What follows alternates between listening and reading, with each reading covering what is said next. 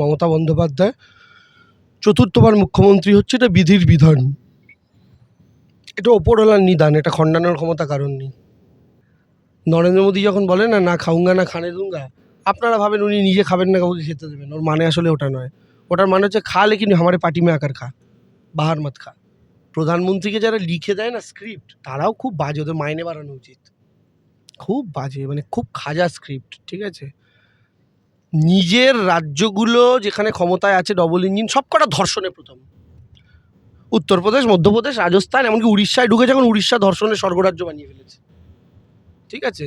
যে পুরীর সমুদ্রের বিচে আমরা ঘুরতে যাই বাংলার মানুষ, পুরীর সমুদ্রের বিচে অবধি ধর্ষণ হচ্ছে, এটা আগে আমরা শুনিনি। বিজেপি যেখানে যেখানে ক্ষমতায় এসছে, মহিলাদের সর্বনাশ হয়েছে, নারী নিরাপত্তা একদম শিখে উঠে গেছে। এগুলো সব বিজেপির দালাল, বিজেপির থেকে পয়সা নিয়ে বিজেপি বিরোধী ভোট কাটার চক্রান্ত। 200-র কথা বলে যারা 77 পায়, 177 বলে কত পাবে? চুঁচুড়ার অলিতে গলিতে তখন একটাই নাম, দেবাংশু ভট্টাচার্য।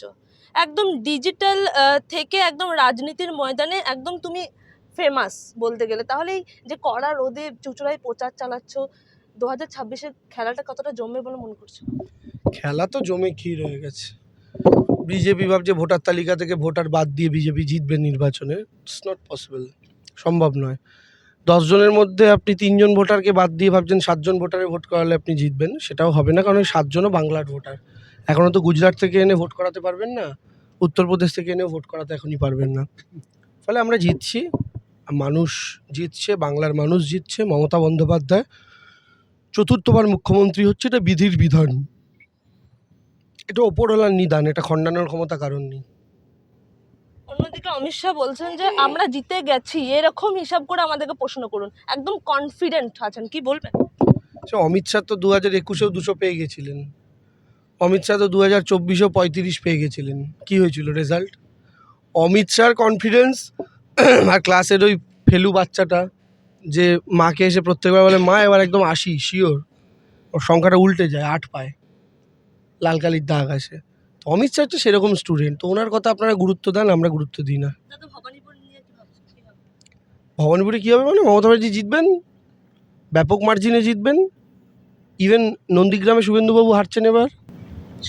বলছেন যে 177টা আসনের বেশি আসন নিয়ে জিতবে। হঠাৎ 177, 177 কেন? রেকর্ড করে রাখতে বলছেন না, হঠাৎ 177 বলছেন কেন? মানে এরকম তো একটা ব্যাপার হয়, আপনি বললেন, আমি বললাম যে এই বুথে 1000 জন ভোটার আছে, এই বুথ থেকে আমরা 100-র ওপর ভোটে লিড পাবো বা 200-র ওপর ভোটে লিড পাবো, এটা একটা কনফিডেন্স শোনায়। কিন্তু আমি যদি বলি এই বুথ থেকে আমি 276 ভোটে লিড পাবো, তার মানে আমি রিগ করেছি, তার মানে আমি চুরি করেছি। তাই জন্য আমি একদম অ্যাপ্রোপ্রিয়েট নাম্বারটা বলতে পারছি, অ্যাপ্রক্সিমেট বলছি না। উনি কী করে 177 বলছেন?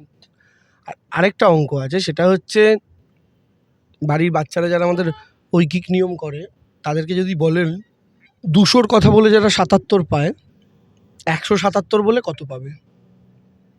দেখবেন আপনার বাড়ির যদি বাচ্চা কাচ্চা থাকে যারা ঐকিক নিয়মের অঙ্কটা ভালো পারে, তারাই আপনাকে অঙ্কটা বুঝিয়ে দেবে। তোমার বিপক্ষে প্রার্থী, একদম বিজেপি প্রার্থী বলছে যে দেবাংশুকে 50,000 ভোটে হারাবে। দেবাংশু কোনো বাচ্চা, শুভেচ্ছা রইল, উনি হারানোর চেষ্টা করুন। ঠিক, বাচ্চা তো অবশ্যই, তো বাচ্চা নয়, আমার বয়স কম, 30 বছর বয়স, ওনার তুলনায় তো অবশ্যই বাচ্চা, বাচ্চা কেন নই।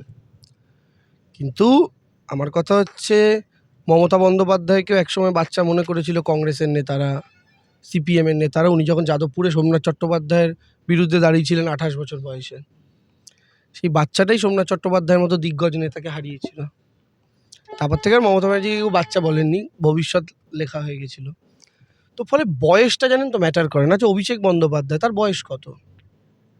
এই অভিষেক বন্দ্যোপাধ্যায় মমতা বন্দ্যোপাধ্যায়ের পতাকাকে সামনে রেখে, মমতা বন্দ্যোপাধ্যায়ের আদর্শকে সামনে রেখে, তার স্ট্র্যাটেজি, তার নির্বাচনী কৌশলকে সামনে রেখে নরেন্দ্র মোদী, অমিত শাহের মতো তো শক্তিশালী শক্তিকে আটকে দিয়েছেন বাংলায় দুবার, 21 এবং 24। তো অভিষেক বন্দ্যোপাধ্যায়ের বয়স কত? অভিষেক বন্দ্যোপাধ্যায়কেও তো অনেকে বাচ্চা ছেলে বলতো এক সময়।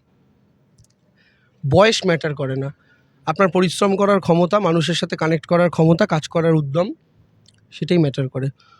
সুব্রত মুখোপাধ্যায়, তিনি আজ আমাদের মধ্যে নেই, তিনি,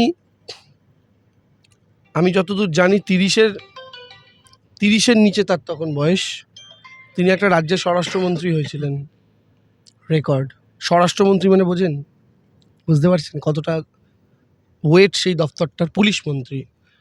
তো ফলে বয়সটা ম্যাটার করে না, এটা আমাদের রাজনীতির ইতিহাসে প্রচুর উদাহরণ আছে। তো তিনি আমাকে হারাবেন মনে করছেন, আশা দেখছেন, আশা করছেন, তো তিনি করুন, তাকে শুভেচ্ছা জানাই।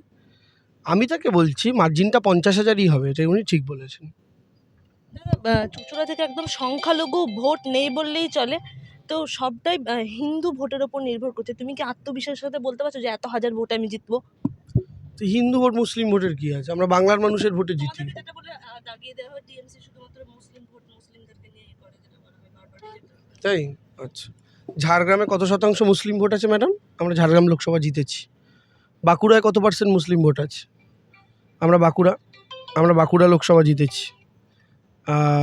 পুরুলিয়ায় কত পার্সেন্ট মুসলিম ভোট আছে? আমরা মাত্র 18,000 ভোটে হেরেছি। 18 লাখের লোকসভা। তো এই ক্যাম্পেনটা, এই মিথটা যথেষ্ট ভুল এবং মিথ্যা একটা ক্যাম্পেন। এই চুঁচুড়া বিধানসভা 2019-এর লোকসভা নির্বাচনে এই চুঁচুড়া বিধানসভা থেকে আমরা 22,500-এ পিছিয়েছিলাম।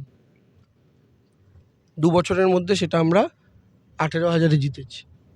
কারা ভোট দিয়েছে? এখানকার মানুষ। তো হিন্দু মুসলমানে বিজেপি বিভাজন করে, মানুষ এগুলোতে বিভাজন করে না। কিছু সংবাদ মাধ্যম আছে, তারা হিন্দু মুসলিম ন্যারেটিভ সারাদিন চালায়। তৃণমূল কংগ্রেস বাংলার মানুষের ভোটে জিতেছে। এই বাংলার মানুষের ভোটে সব আছে, হিন্দু আছে, মুসলিম আছে, সব আছে। এই যে আপনি আমাদের সাথে আজকে ঘুরলেন, আমরা যে 6টা বুথ ঘুরলাম, 6টা বুথের মধ্যে লাস্ট বুথটা আমরা যেটা ঘুরলাম ওটা মুসলিম বুথ, বাকি 5টা বুথ তো হিন্দু বুথ ছিল। আপনি তো রিয়াকশান দেখেছেন মানুষের, আপনার মনে হয়েছে কোথাও কোনো রিয়াকশানে ডিফারেন্স আছে? তো এটা আপনারাই তো দেখছেন স্বচক্ষে। এগুলো যারা বলে তারা বলতে পারে, কিছু যায় আসে না। মানুষ এক কাট্টা মমতা ব্যানার্জিকে 4র্থবার মুখ্যমন্ত্রী বানাতে। হলদিয়া সভা থেকে প্রধানমন্ত্রী বলছেন যে সবকা সাথ সবকা বিকাশ এবং লুটেরাদের ক্ষমতা আসলে হিসাব হবে। আর উনি যখন বলছেন লুটেরাদের হিসাব হবে, ওনার পাশে বসে আছে শুভেন্দু অধিকারী। কি মজার ব্যাপার! এই বিজেপি নারদায় টাকা নিচ্ছে দেখিয়েছিল। উনি যখন লুটেরাদের হিসাব হবে বলছেন, তখন রাকেশ সিংকে জামিন দিয়ে টিকিট দিচ্ছেন কলকাতা পোর্টে। উনি যখন লুটেরাদের হিসাব হবে বলছেন, তখন ওনার দলের বিভিন্ন জায়গায় এমপি এমএলএ, নিশীথ প্রামাণিক, বিজেপি বলতো গরুচোর, তাকে মিনিস্টার করেছিল অমিত শাহ দপ্তরের। ঠিক আছে, সৌমিত্র খাঁ, তাকে বলতো বালিচোর। সে এখন পরপর দুবার ভোটে জিতে বিজেপির এমপি। প্রথমবার অনেক ভালো ভোটে জিতেছিল, দ্বিতীয়বার মাত্র 5,000 ভোটে। হ্যাঁ, আমরা একটা অঞ্চল রিকভার করে নিলেই হেরে যেত লোকসভা। তো স্বাভাবিকভাবে আপনি যদি দেখেন, আসামের মুখ্যমন্ত্রী হেমন্ত বিশ্ব শর্মা, যে এবারও বিজেপির ফেস, সেই হেমন্ত বিশ্ব শর্মা যখন কংগ্রেসে ছিল সেই মুহূর্তে বিজেপি তার বাড়ির সামনে গিয়ে বলতো সারদার চোর, ধর্ণা দিত। তারপরে হেমন্ত বিশ্ব শর্মা বিজেপিতে যোগ দিল, প্রথম সরকারে স্বাস্থ্যমন্ত্রী, দ্বিতীয় সরকারে মুখ্যমন্ত্রী। নরেন্দ্র মোদী যখন বলে না, না খাউঙ্গা না খানে দুঙ্গা, আপনারা ভাবেন উনি নিজে খাবেন না, কাউকে খেতে দেবেন। ওর মানে আসলে ওটা নয়। ওটার মানে হচ্ছে খা লেকিন হামারে পার্টি মে আকার খা, বাহার মত খা। এটা আপনাদের বুঝতে হবে। বলছে এই অভয়া যারা বিচার পায় না, প্রধানমন্ত্রী বলছেন তারা ক্ষমতা আসলে সমস্ত ফাইল খোলা হবে, যতই সরকারের লোক হোক সবাইকে একদম আইনের কাঠগড়ায় যেয়ে দাঁড় করাবে। তো অভয়ার বিচারের দায়িত্ব কার? সিবিআই এর। তো কে চালায়? কেন্দ্রীয় সরকার। তো সিবিআই কি জয়নগরের মোয়া পাকাচ্ছিল নাকি একদিন বসে? এই সমস্ত ফালতু কথা কি বলবো বলুন তো। প্রধানমন্ত্রীকে যারা লিখে দেয় না স্ক্রিপ্ট, তারাও খুব বাজে, ওদের মাইনে বাড়ানো উচিত। খুব বাজে, মানে খুব খাজা স্ক্রিপ্ট। ঠিক আছে, নিজের রাজ্যগুলো যেখানে ক্ষমতায় আছে ডবল ইঞ্জিন, সবকটা ধর্ষণে প্রথম। উত্তরপ্রদেশ, মধ্যপ্রদেশ, রাজস্থান, এমনকি উড়িষ্যায় ঢুকেছে, এখন উড়িষ্যা ধর্ষণের স্বর্গরাজ্য বানিয়ে ফেলেছে। ঠিক আছে, যে পুরীর সমুদ্রের বিচে আমরা ঘুরতে যাই বাংলার মানুষ, পুরীর সমুদ্রের বিচে অবধি ধর্ষণ হচ্ছে, এটা আগে আমরা শুনিনি। বিজেপি যেখানে যেখানে ক্ষমতায় এসছে, মহিলাদের সর্বনাশ হয়েছে, নারী নিরাপত্তা একদম শিখে উঠে গেছে। যাদের সরকার, যে নরেন্দ্র মোদী যে গুজরাট থেকে, তারই তো অঙ্গুলি হেলনে গুজরাটের সরকারটা আজও চলে। তিনি প্রধানমন্ত্রী হওয়ার পরও তার রিমোট কন্ট্রোলের লোক বসানো। সেই গুজরাটের সরকার বিলকিস বানু রেপিসদের চিঠি লিখে ছাড়ানোর ব্যবস্থা করেছে, প্রমাণিত রেপিস যারা। তো যিনি এই কাজ করেন, যিনি কুলদীপ সেঙ্গারদের মতো লোকেদের পোষেন, যার সরকার তাদের বাঁচায়, আর রাম রহিম আসারামদের মতো প্রমাণিত দর্শক যারা অভিযুক্ত নয়, তাদেরকে ভোটের আগে প্যারোলে মুক্তি দেন, তার মুখ থেকে এসব কথা শুনবো না। দাদা অন্যদিকে দেখতে পাচ্ছি যে হুমায়ুন কবির ঢাক ঢোল পিটিয়ে একদম বাবরি মসজিদের সূচনা করলেন এবং একটি ভিডিও ঢাকই তো পেটে গেল, ওর ঢাক তো পেটে গেল, এত জোরে ঢাক বাজাতে নেই, ওই জন্যই বলে। শুনুন, মমতা ব্যানার্জি এবং তৃণমূল কংগ্রেস প্রথমে যা বলে না, অনেক লোক নাক সিটকায়, বলে এই কী সব বলছে, পরে ওইটাই সত্যি হয়। নোটবন্দির সময় দিদি যখন বলেছিলেন ভুল, অনেকে শুরুতে সমর্থন করেননি, তিনি সত্যি প্রমাণিত হয়েছে। জিএসটির সময় তিনি যখন বলেছিলেন জিএসটি ভালো জিনিস, কিন্তু জিএসটি যে প্রসেসে করা হচ্ছে, যে স্ল্যাবে করা হচ্ছে ভুল, তখন কেউ মানেননি। পরে এই সেন্ট্রাল গভর্নমেন্টই জিএসটি স্ল্যাব পাল্টালো আজ থেকে কয়েক মাস আগে, ঠিক আছে। মমতা বন্দ্যোপাধ্যায় যখন বলেছিলেন এসআইআর আসলে জেনুইন ভোটারদের নাম কাটার চক্রান্ত, কোনো শুদ্ধ ভোটার তালিকা তৈরি নয়, অনেকে মানেননি, আর সেটাই সত্যি প্রমাণিত হচ্ছে। মমতা ব্যানার্জি যখন বলেছিলেন নির্বাচন এলেই হঠাৎ করে আইএসএফ গজিয়ে ওঠে 21-এর আগে, 26-এর আগে হঠাৎ হুমায়ুন গজিয়ে ওঠে, হঠাৎ বিধানসভা ভোট এলেই এরা গজিয়ে ওঠে কেন, ঠিক আছে। মানে এরা তো কত এরকমও হতে পারে, কোনো দিন দেখেছেন যে বিধানসভা ভোট মিটছে, মিটে যাওয়ার 3 মাস পরে কোনো একটা নতুন দল গঠন হচ্ছে যে মুসলিমদের স্বার্থে আমরা কাজ করব, সব বিধানসভা ভোটের 5 মাস 6 মাস আগে কেন? তো এগুলো সব বিজেপির দালাল, বিজেপির থেকে পয়সা নিয়ে বিজেপি বিরোধী ভোট কাটার চক্রান্ত। এরকম প্রচুর রাজ্যে রাজ্যে এমন মানুষ আছে। এটাও দিদি শুরুতে বলেছিলেন, অনেকে বিশ্বাস করেননি, আজকে সত্যি প্রমাণ হয়ে গেল স্টিং অপারেশনের পর। তো এই জন্য আমরা বলবো আমাদের বিরোধীদের, অতি বিজ্ঞ যারা বড় বড় বিজ্ঞরা আছেন, টিভির পর্দায় বসে থাকেন, হ্যাঁ, তারা তো দিদিকে একটু বাঁকা চোখে দেখেন, নাক সিটকে দেখেন। আমি বলবো আপনাদের বিশ্লেষণ যেখানে শেষ হয়, দিদির বিশ্লেষণ সেখান থেকে শুরু হয়।